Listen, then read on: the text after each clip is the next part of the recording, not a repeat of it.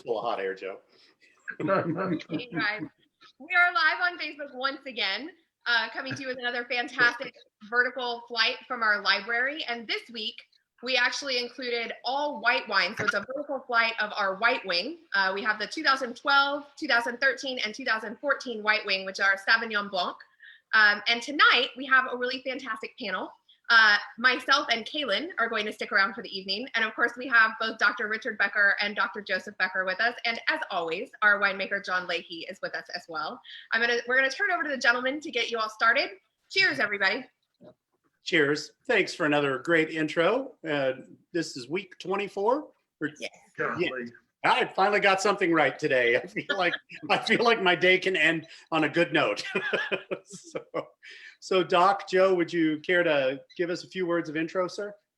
Well, one thing I want to say is that, this introduction began 24 weeks ago as a tribute to the New Yorkers who all came out on their fire escapes and balconies and sang and played musical instruments and tried to encourage one another. And that's the way Joe and I feel about this also. And I think one thing worth mentioning is speculation in the New England Journal of Medicine this week about the value of a mask. And there's increasing evidence that when everyone is masked, that the disease is much better, much little transmission, and what you get is not as severe. Thank you, John. And so now some studies done in hamsters, where the hamster basically are breathing through an obstructive mask, a bigger one, not just an individual mask on each hamster, that there's less transmission. And so we think that the speculation is that the droplet size that gets through a mask may give you just a little bit, sort of like the variolation that was done using cowpox to prevent smallpox. And so a mask not only protects other people, but protects you, but if you get some COVID through it, it appears to be mild. It's almost like a vaccination. That's not proven, but there's a fair amount of indirect evidence making that worth mentioning in the New England Journal of Medicine. So folks, we're 24, 25 weeks down the road. We've got to stay masked. We've got to stay separated. We've got to respect and take care of one another. And welcome to some Sauvignon Blanc. I don't know. I'm kind of still getting over the hamster thing. Little tiny mask, John. They're just. It's getting them to wear them. Is the trick. It's like my employees. They're as hard as my employees to get masks on them. I don't think we've done right by the hamsters. Okay. We haven't done right with the American people. Anyway, separate issue. Oh, goodness. Well, on that note, cheers to the Netherlands. Looks like we've got some folks joining us from there tonight. So our first ally. That's right. Absolutely. Our constitution and model is from the Netherlands, right? Well, that's free state. Yeah. Oh, well, and we have them to thank for brandy too. So, all around right. Good people to know. And stroopwafels. And our sailing ships. Yeah. But, okay, so how would you approach these three wines, Doc? First of all, we're tasting the white wings. Most people that I've talked to, not most, but a fair portion of people that I've talked to are not familiar with the fact that white wines, like red, can age and do quite well as vintage wines. So we've got the 12, 13, and 14 vintages here, a nice vertical. I had suggested earlier that we start with the youngest and go backwards, but I want your input. How do you think we should start? I agree with that. And Joe and I have been tasting them back and forth, and I think.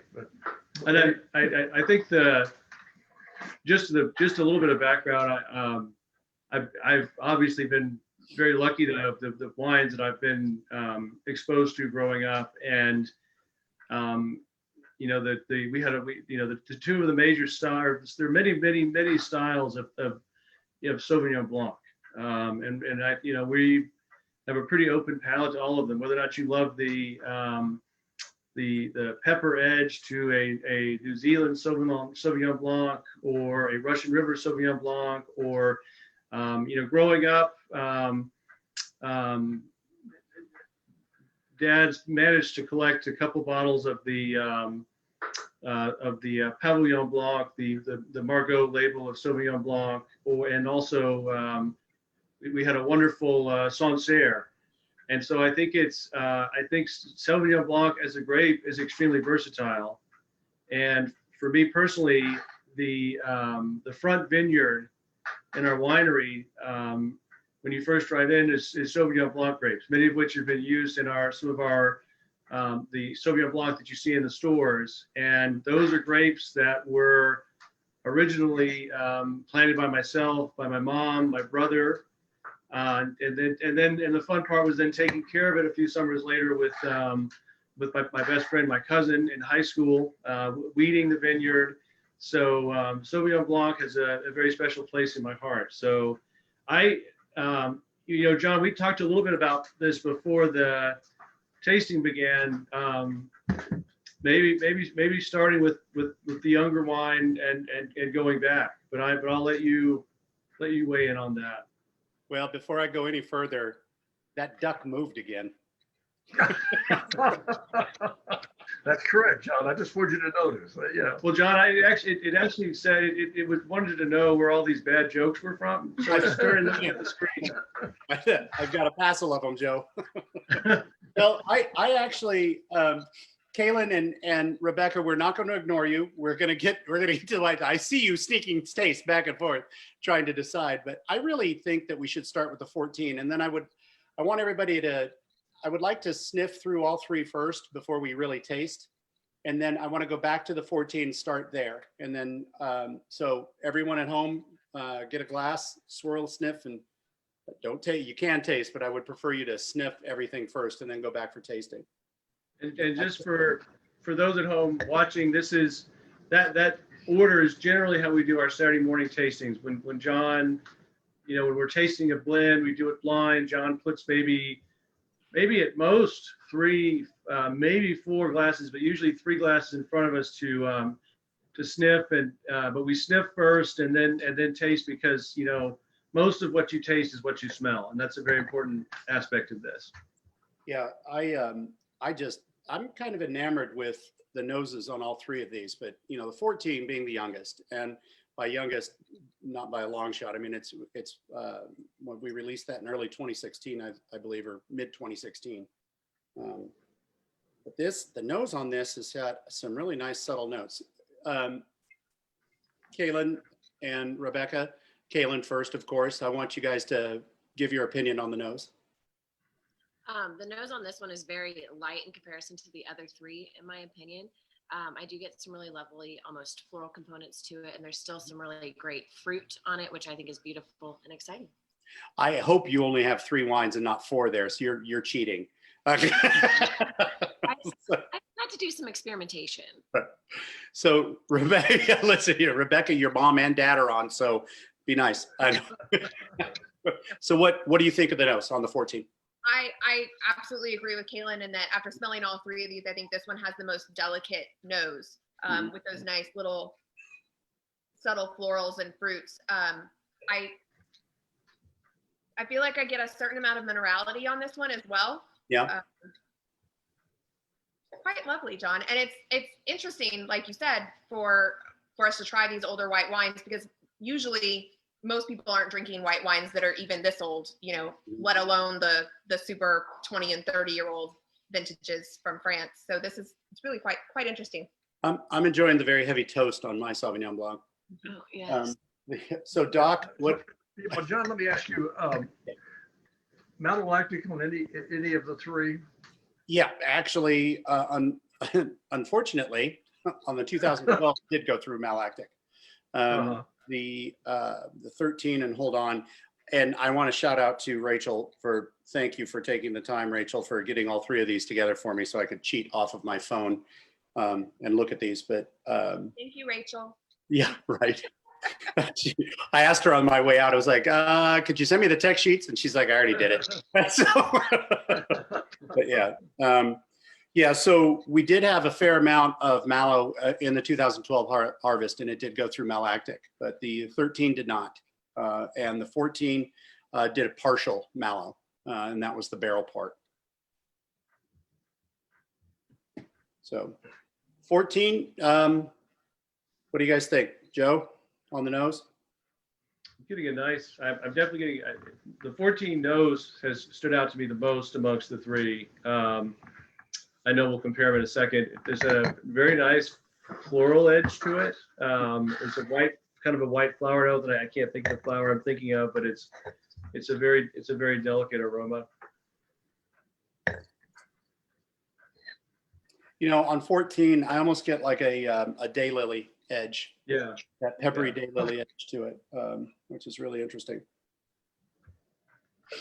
Oh, goodness gracious. Yeah, so what about comparison to the other two? So let's run through this. I'm liking the younger nose on the 14 for sure, but have you guys compared the 13 to that? The 13, Kaylyn and I both just get a lot of honey on the 13. Mm-hmm. I agree. Yeah. And I know that, John, would this have seen any American oak or all French? No American oak, all French. Yeah. It's the one line I'll draw about American oak. So I'm not a big fan of it with white wine. Now I have used a little bit, you know, we have used some American oak in our white wine program before, but so very little, and mostly to get to the point of neutrality. But it does, with white wines, American oak can overpower the wine quickly because it's a looser grain. So you get a lot more of those toasted notes uptake, you know, a lot quicker than the French oak. But that 14, and have you guys tasted it? So we might as well get right to the meat of the matter, which is Doc and Joe blocking us on their video. And okay, now they're gone. So that duck moved. Duck again, that's what they're doing. When they come back, it's going to be sitting with those back. There we go. Look at you, Joe. So what do you think of the taste on the 14? Kaylyn? Well, Jump right in. it is very delicate, similarly to what I get on the nose. For me, I do get a little hint that it's gone through the malolactic fermentation, like you mentioned. It's a little bit softer, but this for me is a really lovely, just beautiful, delicate white wine for sitting on the porch and enjoying a good time with friends. Mm-hmm. Joe, what do you get on the palate? There maybe just a touch of lemongrass on the mid palate. Overall, what do you think of the wine? Just standalone by itself, not comparing to the other two yet, but just by itself. I think it's a very lovely, very delicate wine.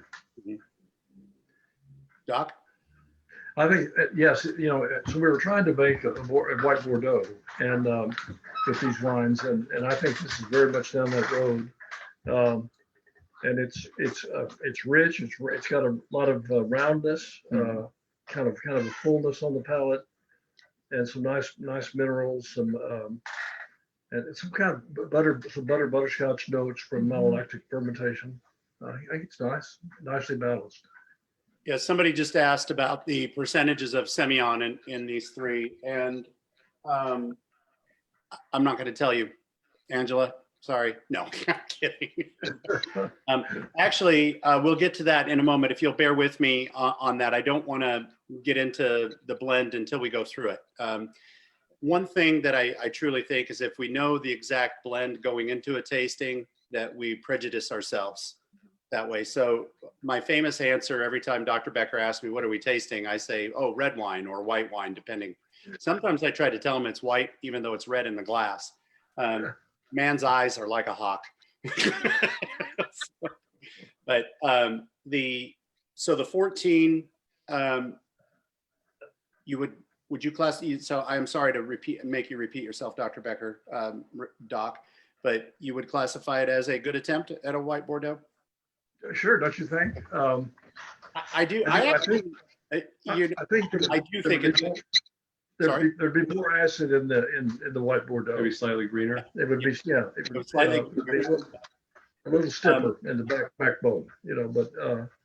But this is nice, soft, round, tasty. Yeah, blend. structurally, I think if I had to find any fault in there, I don't think there's quite enough acid in it. However, I will tell you, it goes very, very well with salmon. I believe that. Now the 13, I want to jump into the 13. I want to kind of go backwards here. The so Gary says the 12 and 13 seem a bit lighter than 14. I'm going to contradict you, Gary, because I think the 13 is a little deeper than the 14. But the 13 to me is the first time I've tasted this in probably 5 years. I mean, I have not tasted this wine in forever until today. And to me, of the three, it popped out the most at me, like the biggest wow factor for me. But I want to go through this with everybody. So what do you think of the nose and the palate? Rebecca, I kind of skipped over on the palate on 14 with you. I apologize. But would you lead us off with the 13? Sure. So Kaylyn and I both agreed that we thought the 13 was the one that kind of hit us right away when smelling and tasting through the three of these as well. And we definitely get a lot of honey on the nose.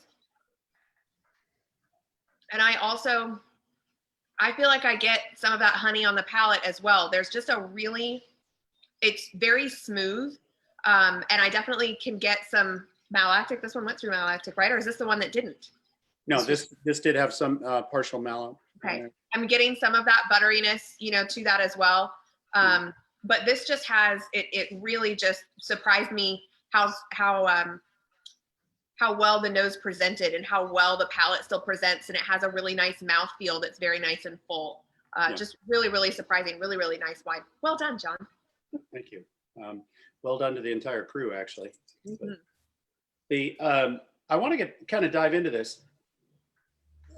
Joe, what's your opinion on the 13? We'll compare it later. We're going to go through and compare all three of these, but just individually as the 13 standalone. I'm really liking I'm liking the minerality and the acid in the 13. Mm-hmm. I do think it does have a little bit, just a smidge of that butterscotch edge, but one thing I would say is that all of these do have a very nice fullness and mouthfeel on the mid palate. Mm-hmm. I'm sorry, I was not laughing at your comment. Gary just said, "See, I knew John would thump me and send me to the corner." Oh, Gary. So just for that, we're not going to tell you about potentially reopening the winery here soon. So that's it. No. I like the 13. To me, I'm really enjoying that honeyed nose. There is that butterscotch or caramel edge to it. Yes. Lots of vanilla, John. Yeah. Vanilla. So the 13 had a 100% new French oak on it. For 2 years. So Was that's what I heard. 2018 that really rough harvest year that there was not a lot of fruit? Is that correct? There were like 3 grapes. There were 3 grapes in Texas. Yeah. No, we did. We lost almost 80% of the fruit in 2013, similar to 2020. So we had actually purchased all these beautiful Allier French barrels prior to the exact crop load estimates coming in. So we had these barrels to use, and I felt like I just could not justify not using them. So I had to put it all in the Sauvignon Blanc and the Viognier that year. So John, normally when we get this vanilla note, that's why I asked my oak question. What's because usually that does come from American oak. What would be giving the? It does, Joe. You're absolutely right. But there's an exception to every rule. Allier does have a hint of vanilla in there. It's very, very subtle. But the vanilla comes out because part of this went through malolactic, the right. oak part. Now, in 13, we did keep some of it in tank and some of it in barrels. So there was a little more steel edge there. But that vanilla note is coming from there. Now with American oak, you get vanilla and coconut a lot more pronounced, a stronger edge to it, I think. So Doc, what do you think of the 13 as a standalone? Well, I like it, but I don't like it as much as the 12 or the 14. It's just it's a style thing for me. But I would like a little more acid and a little more I remember this wine when it first came out of barrel. It was just brilliant, and I think it has aged in the direction of sort of vanilla and butterscotch, and I think the fruit. So that's now they're in place of the Sauvignon Blanc fruit, and I think that's what's happened here. It's not funny. bad, but it's not my favorite wine. Of the three, I'm leaning towards this one. And I think I'm enamored with the nose. Now, of the three, that one is there's no Semillon in the 2013. So, Angela, are you paying attention?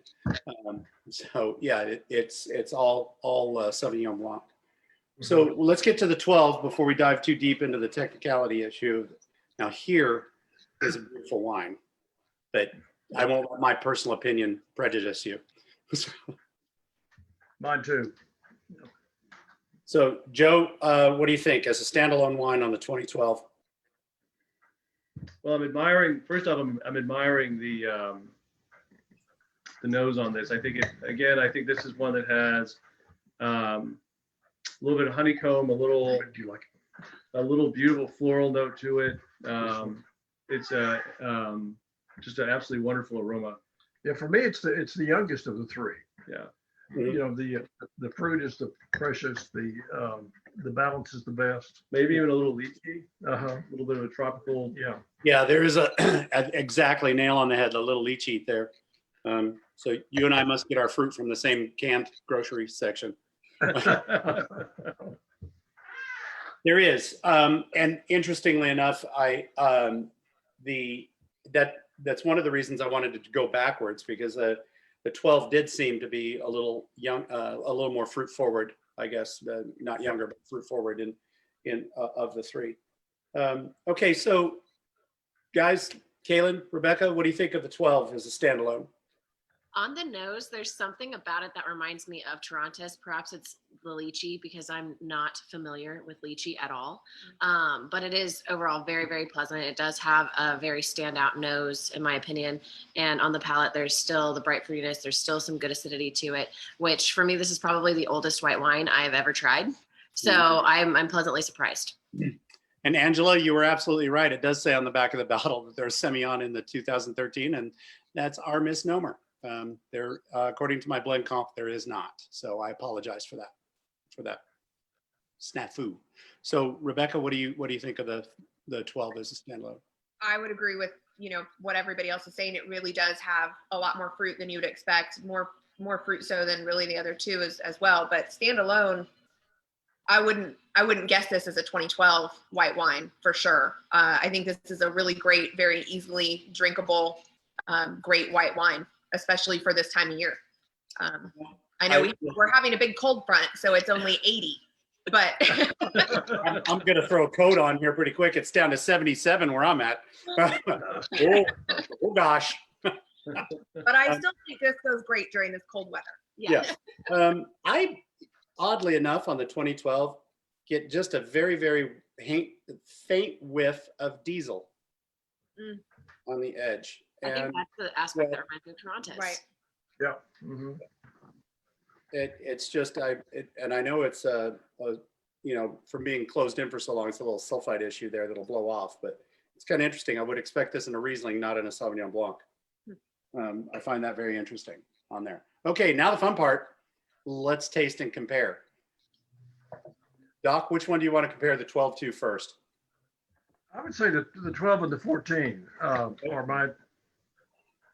the closest for me.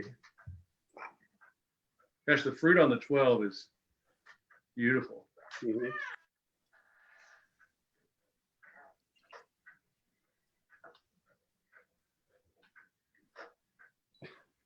These are not going to kick glasses off the table. I was going to say this style of wine is not much tasted in America. This is really the European style, and we're used to the California style, the New World style, and which I like very much. And then the New Zealand style is another step away from this. All stainless steel, no malolactic, a green reserve, very green, pink to to lower the pH, make it more acidic. So there are three very different styles, and it's fun to see all three of these coming from Texas fruit, and it's fun. It's a treat for me to see. I think you should congratulate yourself for hiring a schizophrenic winemaker. Oh, speaking of that, I just want to mention that so many of the people in our family are reading Ian Toll's third book about the Pacific Theater. Joe is, I am, my brother Robert, and my brother-in-law Joe Callan, who's the real expert, the real historian in our family. And but I wanted Joe Callan to know that Jon Leahy is related to Admiral William Leahy from the Pacific Theater. And so did he like wine? Do you know if your second uncle? Yeah, third cousin. I didn't know the man. So. Do they drink in the Navy? Yeah, no, Navy people don't drink. They're very stage kind of personalities, and they very sober individuals. You know, that whole making port and getting rowdy and stuff, I think is completely made up. Personally, I think you have the nuclear submariners to blame for that reputation. So, shout out to Uncle Joe again. There you go. Yeah, exactly. So the 14, man, I'll tell you what, breadfruit. One thing that's just made me think of is prior to you, I think it was prior to you, John, we used to actually make a Fumé Blanc. Which I made one in 2012. Did you make it? I couldn't remember if you made one or not. Yeah. And it was always a little bit more in this direction. Obviously more oak, but we were able to do that with the Sauvignon Blanc in Texas. Well, it's kind of funny in the history of Fumé Blanc, because I could be wrong, but I thought it was Robert Mondavi who introduced the term Fumé Blanc. Yeah, he did. Yes, he did. So, and a great way of using up a lot of great California Sauvignon Blanc at a time where most people didn't know what it was, and getting it out in the marketplace. But then you fast forward through the late 80s into the mid 90s, and Fumé Blanc went the way of the dinosaur, because Sauvignon Blanc became the standard. People wanted Sauvignon Blanc, so there was don't oak it young, take it off young, so that oak flavor is out there. And I actually I don't care for the style of Fumé Blanc, though I care for this. And I think this is probably beyond Fumé. I mean, yes, it's toasted in there. And if with a little bit more acid, I think on one of those, a little more tweak. And this is the thing about making wine. You can go back to and see all of your mistakes and all of your successes right there in the bottle each and every time. And it's very, it's almost not quite embarrassing for me to be here live tasting all these wines and going, oh man, did I mess that? Man, I was not paying attention that day. I could just, that press went a little too long. Nope. I think I got it right on that one. That's what's going in my head. It's like, okay, what are we going to smell? What's wrong? What's wrong with this? John, instead of, hey, this is a nice, enjoyable glass of wine. So I don't believe it's possible to actually embarrass you, sir. So yeah, it is. If I tell somebody I have gummy bears and I don't. Say, John, speaking of which, when is Talk Like a Pirate Day this year? September the 19th, the same day every damn year, man. We should do a virtual tasting in honor of it if you'll wear a pirate costume. Joe, no. Oh, Joe, I have a pirate costume. We'll put a pirate hat on the duck, John, and just leave it at that. That would be great. Did you put an eye patch over Abe? Yeah, I'll do it. What is? Oh, Jen. Oh my God, I got a cousin putting comments on the Facebook live feed right now. Okay, Jennifer, I'm not repeating it. family comments are the best. Yeah, no, family comments aren't the best. No, I like this. So I want to go to the 13. Okay, I'm going to make everybody love or hate the 13. So Doc, you say the 12 and the 14 are the closest related, but as far as structure goes, the 13, let's compare the 13 to both of those individually. You can start with the 13 and the 14. Oh, yeah.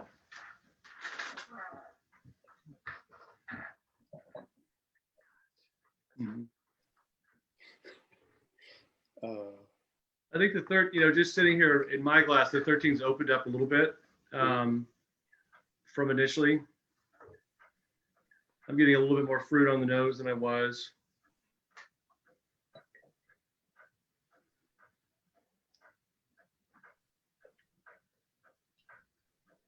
For me, the butterscotch is very prominent. Yeah. And I probably also that oak expression.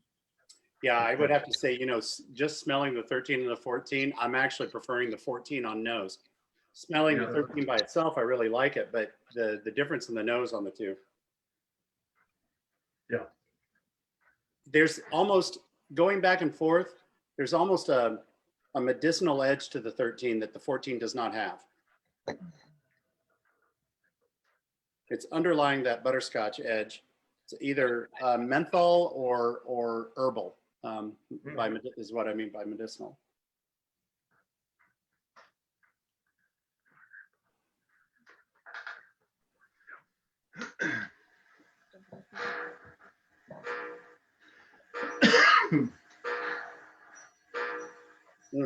Yeah. 13 is an outlier of the three. That is the outlier on the vertical. So Rebecca, Kaylyn, what do you think of the 13 in comparison to the 14? So the 13, in my opinion, is much more almost intense as far as just bringing all of the richness and the sweetness. The 14 is so much more delicate. And I know I keep referring back to that word, or reverting back to that word, but that wine for me just is the epitome of delicacy. It's soft and light versus the 13, which for me is richer. It makes me almost want to go towards desserts, which is interesting on a dry white wine, but overall, I'm a big fan of both. But yeah, so Gary just commented that he opened his 13 about an hour and a half ago. I did too, Gary. I got home for me early on a harvest day, like an hour before the broadcast was to start, and I had opened the wine, so not quite an hour and a half, but well, I guess about an hour and a half now since it's been open, and it is starting to open up. But I have to agree with you, Kaylyn, that the 13 is more of a it does have some of those notes that you would think of as a dessert wine, as like a later harvest. We actually we're having a lovely charcuterie board that we're pairing. I know you can all see us munching on things. And one of the things that we have on here is some white chocolate. And we both just paired a little bit of it with the 13. It's phenomenal. Phenomenal. Okay, I'm going to take umbrage with the term white chocolate. So it's not another thing to mention here is that all of these are estate grapes. So all the Sauvignon Blanc and all three of these wines came from the same vineyard. Right. Yep. Same grapes. 2013 had the incredible snow in May. Is that correct? It snowed on May 2nd in 2013. And so we had all of our primary buds and shoots were this long, and they all fell off, and then the secondary buds produced the crop. So the Sauvignon Blanc from the 2013 is all secondary bud fruit. And the 12 and 14 are all primary bud. Interesting. I don't know if we think that's a major issue or not, but that's the history of the weather. I do know the issue was that you promised I'd never have to shovel snow, and 13 I almost quit when I saw that.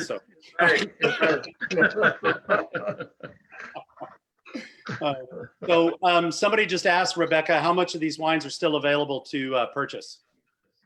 Not a lot, but we do have some of all three. So again, just call me 830-644-2681, extension 230. And we'll let you know exactly how many. There are less than 50 bottles of all of these. Okay. Not a lot. All right. Now, finally, down, Angela, I haven't forgot. We're going to go through the technicality of this. So the 2012, actually, in addition to the Sauvignon Blanc, the Semillon, I'm going to reveal to you that there is just a hint, less than 1% of Viognier in the 2012. So that there is a tiny, tiny, tiny amount in there. And we like to call that winemaker's prerogative. Actually, we were playing with this blend, and we all felt like according to my blend notes anyway, that the Viognier added just a touch of that that floral. And it's interesting Yeah.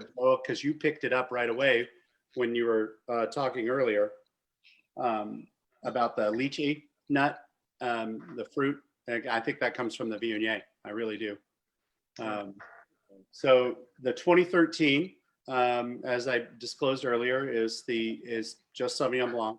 And then, of course, the 2014 is also Sauvignon Blanc and Semillon. The Semillon makes up about 5% or so on each of these. So it's not a whole lot of Semillon in either 12 or the 14.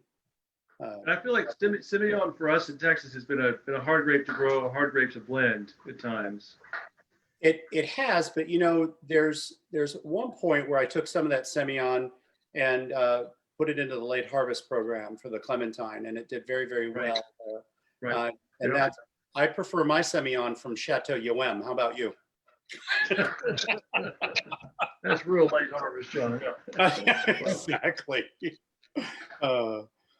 We can charge for that. We can charge the price for that. Could we just call it Chateau Yum? Would we get sued? It has been difficult. And the Binghams grow Semillon up there, and we've gotten their Semillon, and they've done a really nice job. Cliff is that man has faced more challenges each year, and for different sections of the vineyard, but all of the growers have, and there is not a year that they don't have to get out there and really kind of almost do battle to get us the quality fruit they do. So every time you lift up a glass of our wine, I want everybody to think in the back of their minds about the growers and the hard work they do, because they really do put it in addition to the cellar staff that are out there, but not Rachel, because she's just sitting back eating bonbons, keeping me.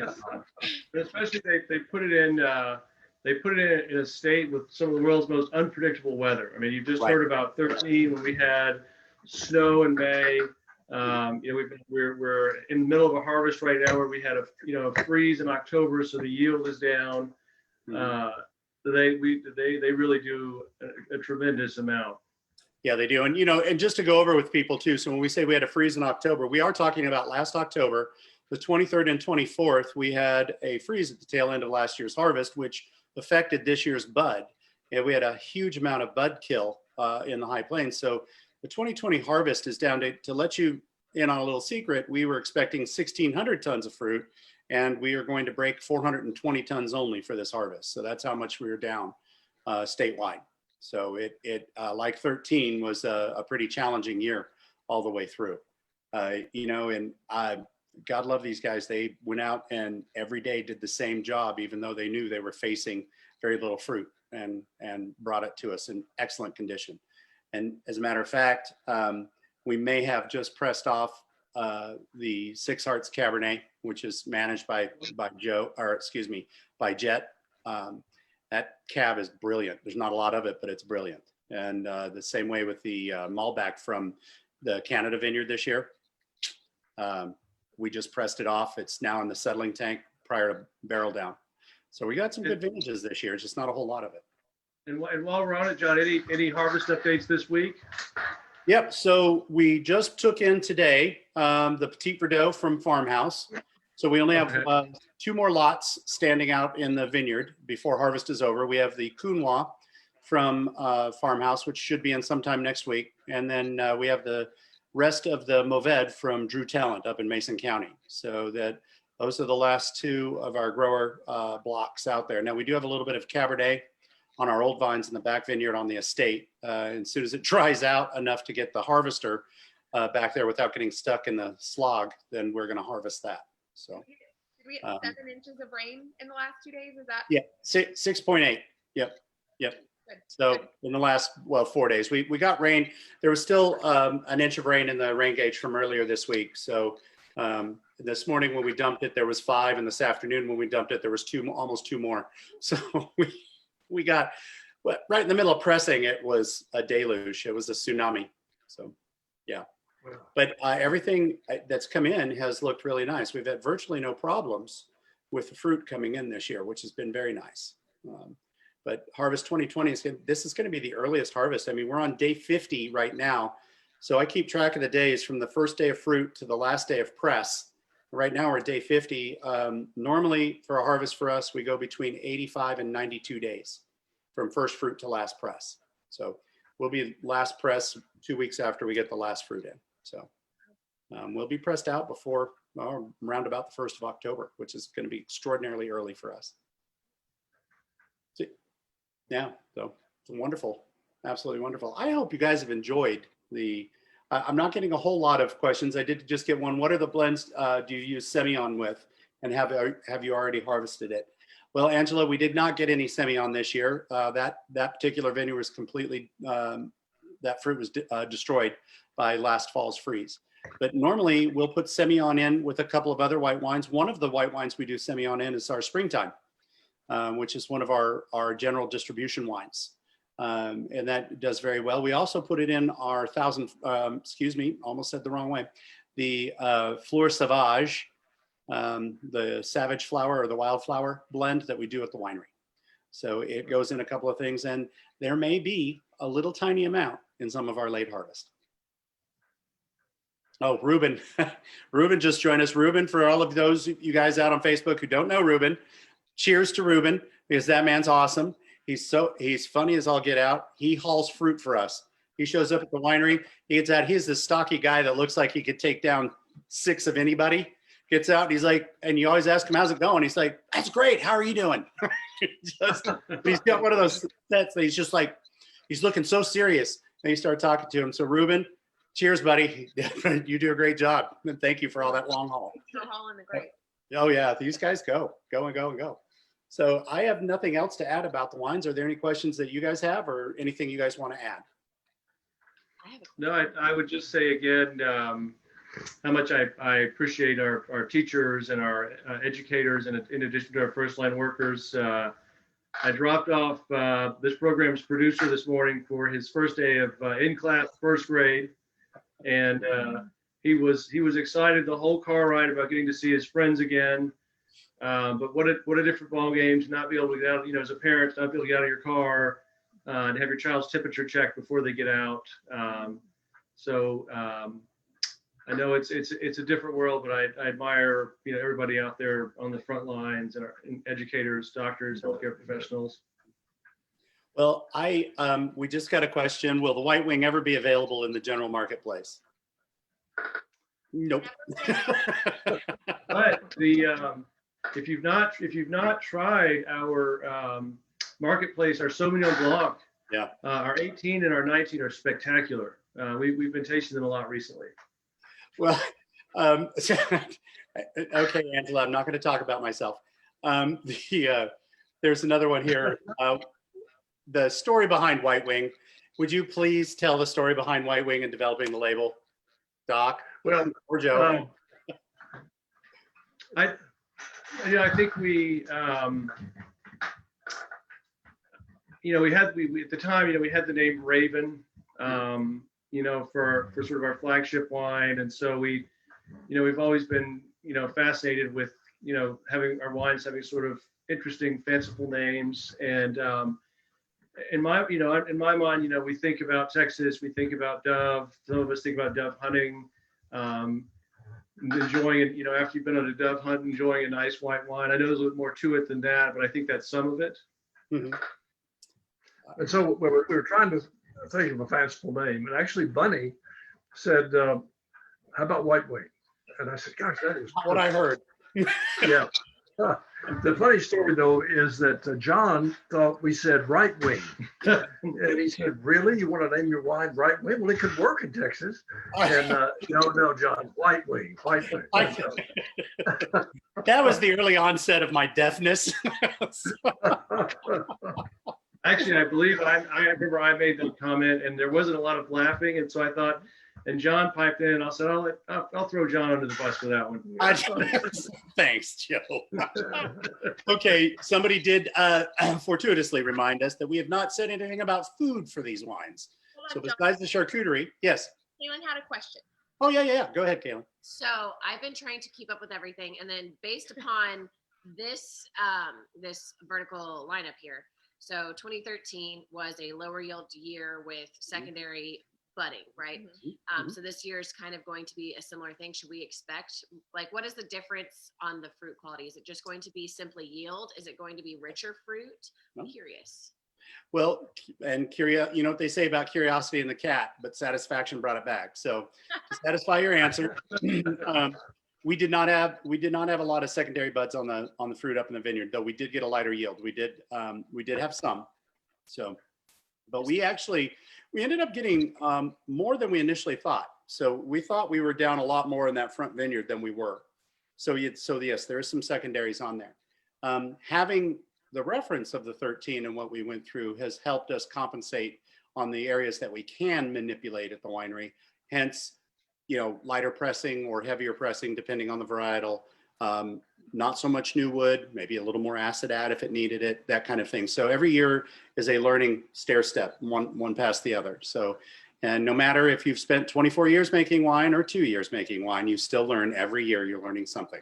And so, yeah, we have definitely capitalized on our lessons from 2013 for this year's crop. So I think even though it's a lighter crop, I think we'll start to see the quality that we're starting to see off of the press is a lot higher than it was in 2013. And that's saying something because we did make some good wines in 2013.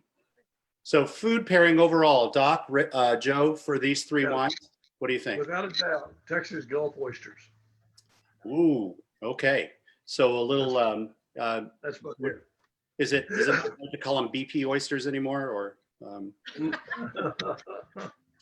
Joe, oysters? So actually, I made with our market Sauvignon Blanc. I made kind of I made a tilapia the other night with sort of kind of a mild southern spice, a little maybe just a touch of paprika. That was just a perfect pairing. Yeah, I think it'd be very good with this. I like the idea of the Gulf, the Texas Gulf oysters, but I want to go with the Gulf shrimp. I want to add that in there. Yeah. As a matter of fact, I'm looking back behind me is my kitchen, and that may have some shrimp out there getting ready to go on the barbecue. So, so yeah. I Kaylyn? just let me know there. Yeah. Oh, I'm sorry. What we moved. There are a few people saying yes to the oysters. So absolutely. So somebody asked here, so are you opening soon? Doc, would you like to answer that, or shall we make them wait for tomorrow? No, we're going to start a soft opening, but the opening is going to be no tasting at the bars, so that it won't be there won't be tasting in that sense. No, and we can't have tours, but we're going to offer a separated tables where you could have some wine with some charcuterie like Rebecca and Kaylyn are tasting, and it's going to be a very limited exposure. I think we need to be as vigilant as we can for people who are our guests and also our employees. I think we need to keep talking before Rebecca says anything. No, go ahead. Part about this. And everyone will wear a mask. All our employees and to get in, you have to wear a mask and keep it on until you sit down. And if you're eating and drinking, you can sort of take it off at that point. But the mask is critically important to us and to you. It will also be by reservation only. So once we have this, Right. we'll have the reservation there that you'll be able to go in and do that. But it's not up yet. So just, give us a couple days.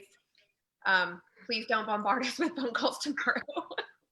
But we have to set the reservation. We got to set them up. So it's coming. I promise. Just keep an eye on the website. And Rebecca is working on it, and so is Brett and everybody. So they're keeping us in good stead, and Kaylyn. So as soon as it's up, you guys will have all that information for you, and you'll then know how to make a reservation and come join us for a pleasant afternoon and time for the most beautiful crop of zinnias yet. This field is doing so well out there. But I did tell Doc earlier that we tilled them under. But